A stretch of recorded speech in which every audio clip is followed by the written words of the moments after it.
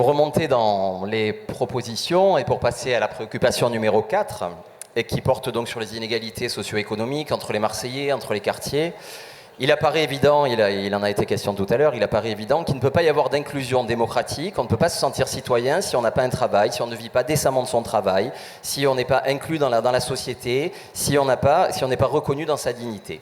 Or aujourd'hui, on l'a dit, je le redis, les inégalités à Marseille sont particulièrement fortes, elles sont particulièrement figées aussi. Ce sont des inégalités qui ne bougent pas et qui donc créent de la frustration, un sentiment de relégation, d'oubli et aussi le sentiment finalement d'être méprisé.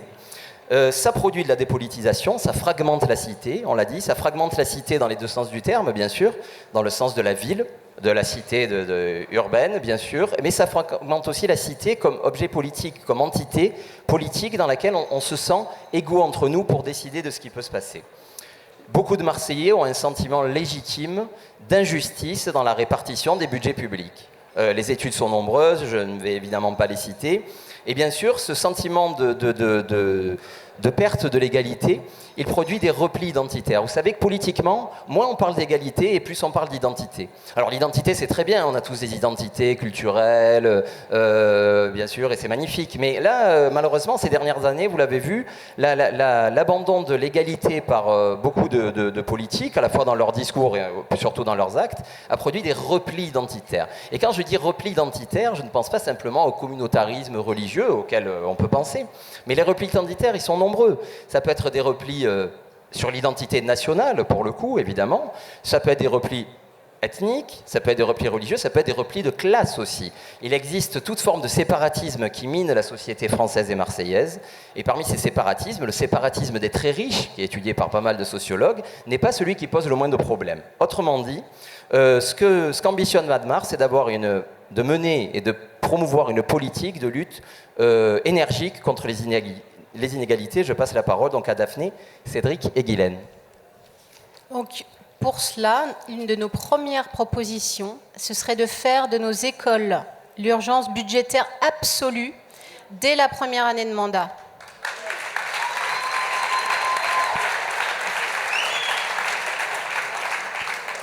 Nos enfants méritent la priorité absolue.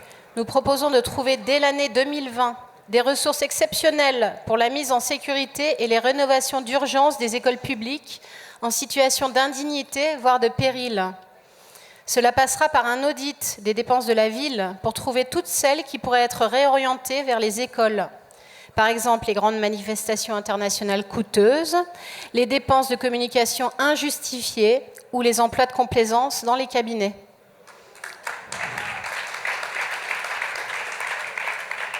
Autre exemple, vendre, après mise en concurrence des acheteurs sur des critères d'intérêt général, les bâtiments municipaux inutilisés, désertés, inaccessibles au public, quasi privatisés, ou dont la valorisation est hors de portée de nos finances publiques. Ces mesures devront contribuer dans les années qui suivent au financement d'un programme pluriannuel de réhabilitation, tel que préconisé par le collectif pour la rénovation des écoles.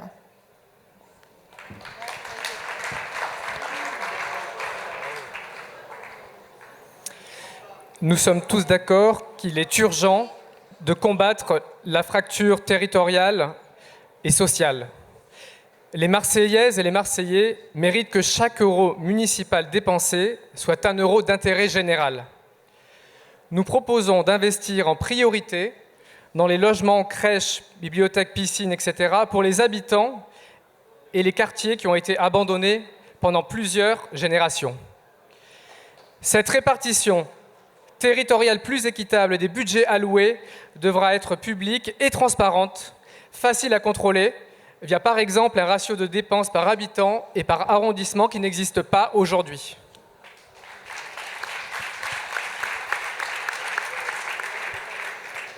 Il faut évidemment qu'on parle des logements.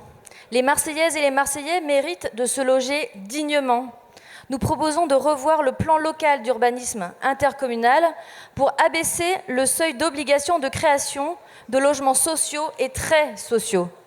À partir de 9 logements construits, tout programme immobilier devra créer 3 logements prioritairement, en prêt locatif à usage social et à prêt locatif aidé d'intégration, pour apporter des solutions durables aux Marseillais les plus démunis. C'est une piste pour faire passer Marseille de 20% à 30% de logements sociaux, en veillant à leur répartition équitable sur toute la ville. Cette idée doit prendre place dans une nouvelle politique du droit à la ville, pour tous, dont le premier acte est la reconnaissance par les pouvoirs publics et la mise en application de la charte des délogés.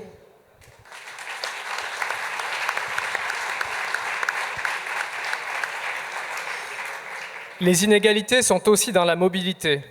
Et il faut avoir une vision de la mobilité, ce qui n'est pas vraiment le cas actuellement. Les Marseillaises et les Marseillais méritent de ne pas perdre leur temps et laisser leur santé dans le tout-voiture, avec son cortège d'embouteillages et la pollution aux particules fines. Nous proposons dans un premier temps de prolonger de 2 heures jusqu'à 23h30 environ la période de fonctionnement des bus en service normal. Puis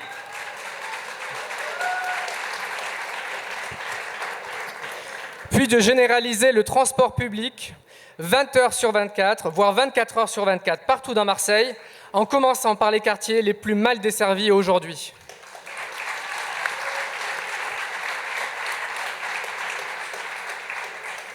Ce service universel de transport en commun s'appuie sur les grandes lignes du réseau, métro, tramway, train, BHNS, avec en correspondance des navettes de transport à la demande adaptées aux besoins des 111 quartiers de Marseille. L'objectif, faciliter les déplacements dans la ville de façon apaisée et rendre les Marseillais moins dépendants de la voiture.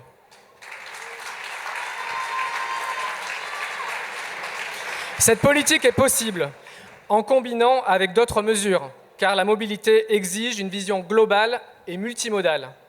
Par exemple, avoir des voitures disponibles partout en autopartage, systématiser les voies réservées aux bus et au covoiturage, voitures transportant plus de 3 personnes par exemple, doubler le réseau de pistes cyclables de 130 km à 260 km.